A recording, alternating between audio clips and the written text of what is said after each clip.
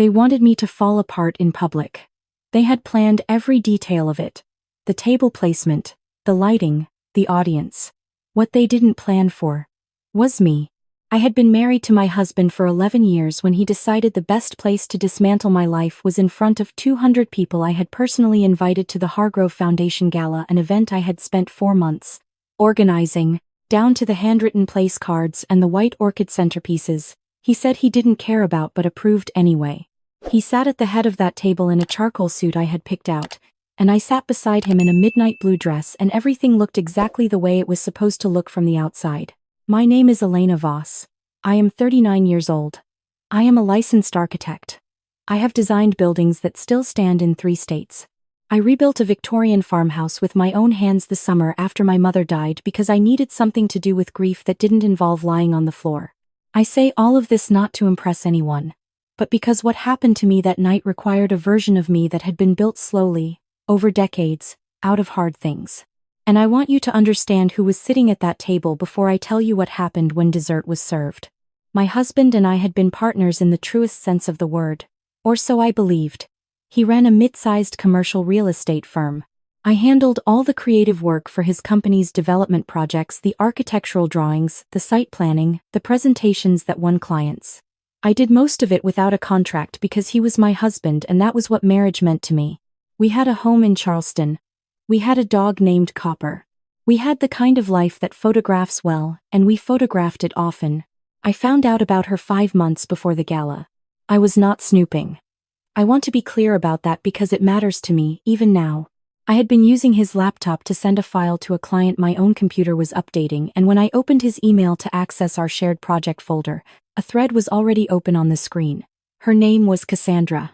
She was 26 and worked in his firm's leasing office. The thread was not ambiguous. It had been going on for at least 8 months before I found it, and from what I read in the next 4 minutes before I closed the laptop and set it back on his desk exactly where I had found it, she was not simply a woman he was sleeping with. She was a woman he was planning a future with. I did not cry. I went into the kitchen and made a cup of tea I did not drink. I stood at the window for a long time looking at the backyard, at the hydrangeas I had planted the first spring we lived in that house. Then I called my sister. She answered on the second ring, the way she always does. I told her what I had found. She was quiet for a moment, and then she said, "How long do you need to decide what you want to do?" And that question, not, "I'm so sorry" or "Are you sure?" but that specific, practical question was the reason I got through the next 5 months without breaking. I told her I needed time. What I did not tell my husband was anything at all. I went back to our life as it appeared on the surface. I cooked dinner. I attended his firm's quarterly meetings. I finalized the venue for the gala. I kissed him goodbye in the mornings and I slept beside him at night, and I learned something about myself during those 5 months that I had not known before. I was capable of extraordinary stillness when the situation required it. Meanwhile, I was not idle. I retained an attorney, a woman I had met through a mutual friend, someone who specialized in exactly this kind of situation. I gathered financial records. I documented my unpaid contributions to his firm, the design work, the client presentations, the site drawings. My attorney had a number in mind for what those contributions were worth. It was not a small number. I opened a personal account at a bank he had no knowledge of, and I moved money quietly, legally, the way my attorney advised me to. I was not stealing from him. I was protecting what was already mine. 3 weeks before the gala, my attorney handed me a set of documents. A divorce filing that reflected the full value of my contributions, a letter to his firm's board of directors, a separate letter to the city's planning commission, where 2 of our mutual friends served, outlining certain inconsistencies in permits his firm had filed on a downtown development project, permits that listed my architectural credentials without my knowledge or consent to certify work I had not reviewed. I had not known about those permits until my attorney found them. It is one thing to cheat on a person. It is another thing entirely to use that person's professional license fraudulently to advance your own projects. That second thing has consequences that extend well beyond divorce court. I held those documents for 3 weeks. I attended the final planning meetings for the gala. I approved the menu, confirmed the seating chart, arranged for the string quartet. I was very good at my job. The night of the gala, I got dressed alone in our bathroom. I wore the midnight blue dress. I put my hair up the way he always said he liked it. And then I opened the small wooden box in the back of my closet where I kept the things that mattered most to me: my mother's jewelry, a few letters, photographs, and I noticed immediately that the box felt lighter than it should have. My mother's ring was gone. She had died 4 years earlier and left me, among other things, the ring her own mother had given her. A thin gold band with a small oval sapphire, the color of deep water. It was not expensive by any measure. It was irreplaceable by every measure that actually counts. I stood in my closet for a long moment with the empty box in my hands, and I understood with complete clarity what had happened to it. I put the box back. I closed the closet. I picked up my evening bag, and I walked downstairs to where my husband was waiting in the foyer in his charcoal suit. And I smiled at him, and we drove to the gala together. The Hargrove Foundation held its annual fundraiser at a restored waterfront warehouse that a colleague of mine had converted into an event space 6 years earlier. The exposed brick, the chandeliers, the floor-to-ceiling windows facing the harbor. I had always loved that building. 200 guests arrived over the course of an hour. There were city council members and developers and architects and the board members of his firm and people from the planning commission and old friends and newer acquaintances and all the people whose good opinion my husband valued. She arrived at 20 minutes past 7. She was tall, with the kind of effortless confidence that comes from being 26 and beautiful and completely certain that no one in the room knows what you are. She wore a green dress and her hair down, and she walked in as a guest of one of the junior partners, which is how my husband had arranged it. I later learned. She moved through the room and eventually settled at a table 2 rows from ours. I had not placed her there. Someone had changed the seating chart without telling me. I saw my mother's ring on her finger when she reached across the table for a glass of water. The overhead light caught the sapphire and I recognized it the way you recognize a face, not by analyzing features but by a feeling that moves through your whole body before your brain has finished processing the information. I picked up my water glass and I took a slow sip and I set it back down. My attorney was seated at a table near the back of the room.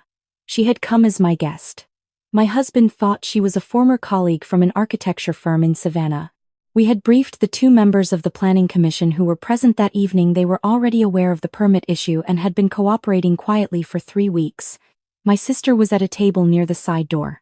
She had driven 4 hours from Raleigh that afternoon and she was wearing a black dress and an expression of absolute composure. At 8:15, after dinner had been cleared, my husband stood up to give a toast. He was a good speaker. He always had been. He thanked the foundation, praised the work of the evening's honorees, made a small joke that landed well. And then he cleared his throat and he said there was something personal he wanted to share with the people in that room who meant the most to him.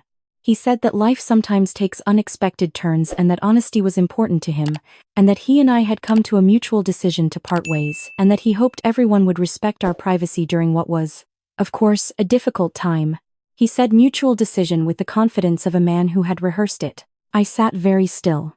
I kept my face neutral. People were looking at me, that particular kind of sideways attention that tries to look like it isn't, and I did not give them anything to see. My husband sat back down. He reached into his jacket pocket and slid a folded envelope across the table to me. Inside, I knew without opening it, were preliminary divorce papers drafted by his attorney. An offer. His terms. Very favorable to himself. He leaned close and said, quietly, "I think this is the cleanest way to handle it, Elena." I picked up the envelope. I held it for a moment, and then, while 200 people watched from the corners of their eyes, I opened it, took out the papers, read the first 2 pages, picked up the pen from beside my place card, and signed my name on the indicated line. My husband looked surprised. He had expected tears, I think. Or refusal. Or a scene. He had not expected me to sign with the same steady hand I used to draft structural plans.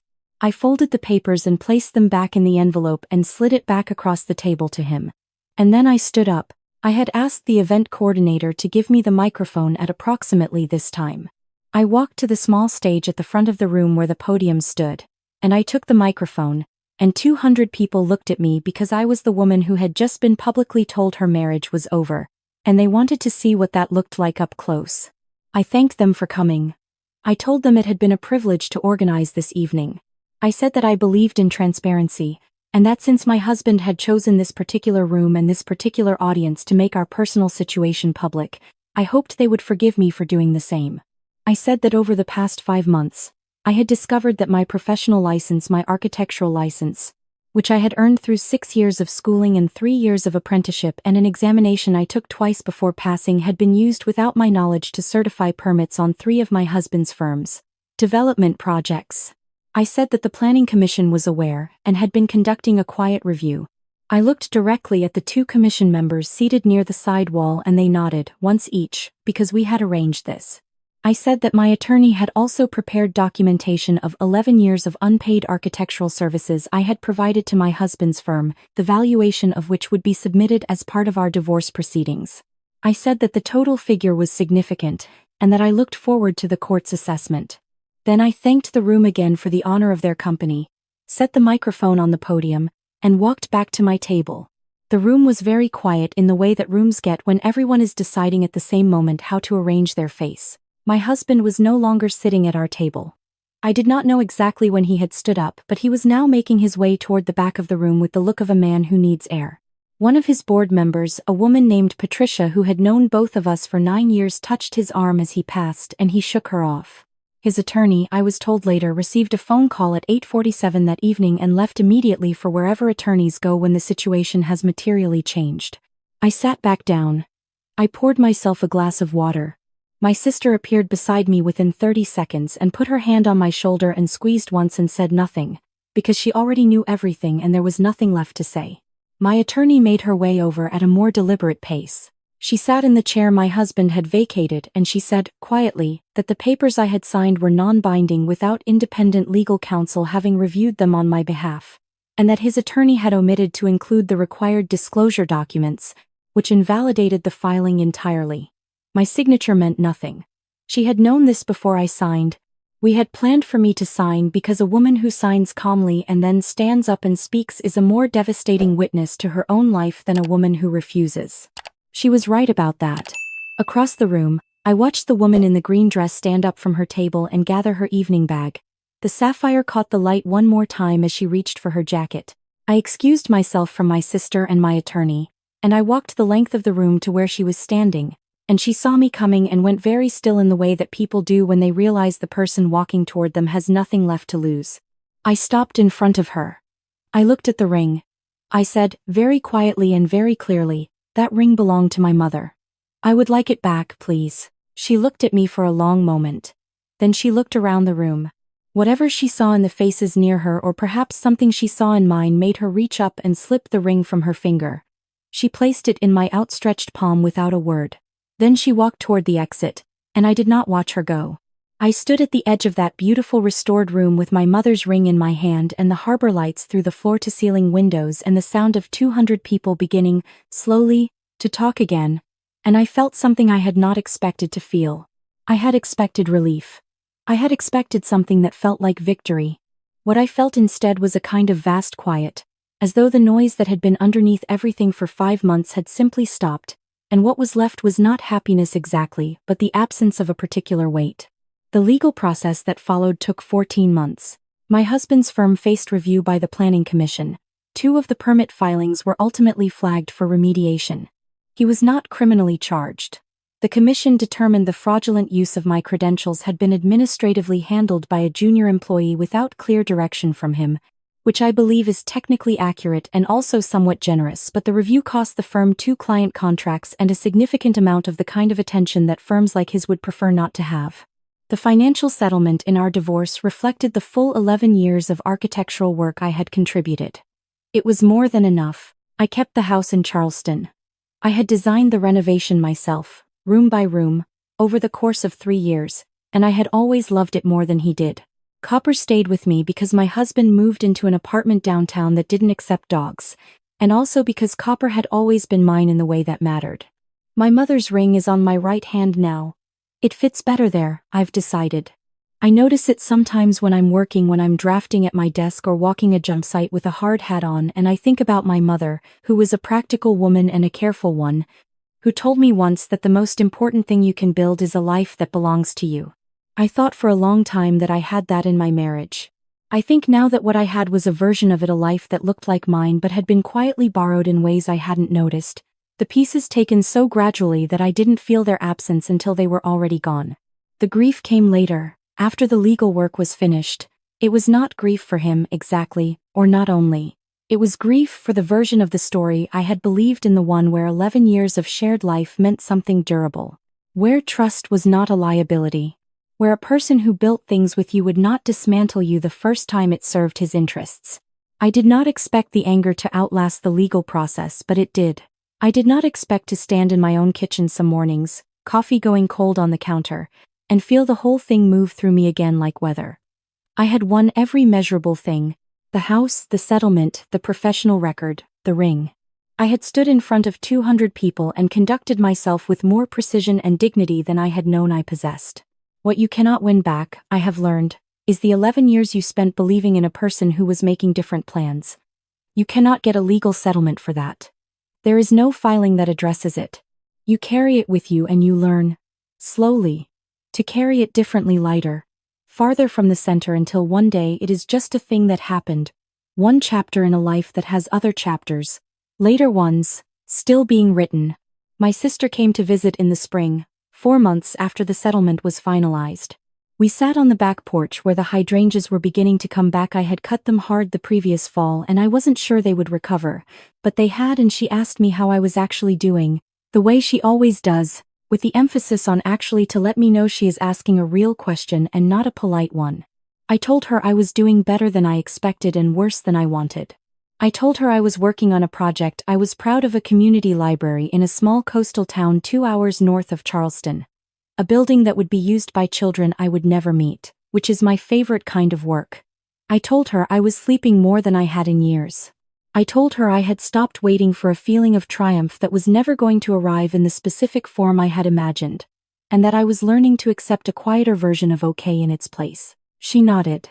She refilled her coffee. She said, "You did what you needed to do." I said, "I know. I just thought it would feel different afterward." She said, "It always does." I think about that conversation often. I think about the difference between what we plan and what we feel, between the outcome we engineer and the healing we cannot schedule. I planned the gala response with extraordinary care. Every detail was accounted for: the attorney in the room, the commission members who'd been briefed, the timing of the microphone, the papers I signed knowing they would not hold. I had thought through every piece of it. What I could not think through was the afterward. The Tuesday mornings when nothing is required of you except being in your own life and finding that a stranger has been living there beside you without your knowledge. The renegotiation of everything you thought you understood about the years behind you. The slow, unglamorous work of becoming a person who is no longer defined by what was done to her. That work is not dramatic. It does not have an audience. No one applauds it.